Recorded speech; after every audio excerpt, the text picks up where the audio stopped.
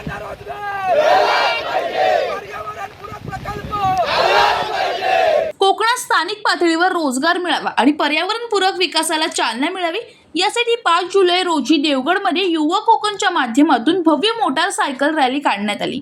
मुसळधार पाऊस असून देखील पावसाची पर्वा न करता शेकडो युवकांनी यात सहभाग घेतला।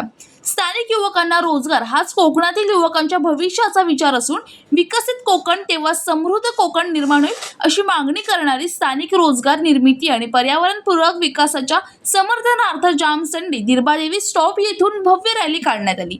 यावेळी रोजगारासाठी आम्ही देवगड सोडणार नाही, युवकांना रोजगार मिळालाच पाहिजे अशा घोषणा देत परिसर दुमदुमून गेला। आपल्या कोकणातील सगळी मुलं इकडे शिकतात आणि परंतु बाहेर जातात आणि काही मुलं इकडे शिकतात काही कर्म बनवायला करतात पण आम्हाला चांगले इथे रोजगार नाही।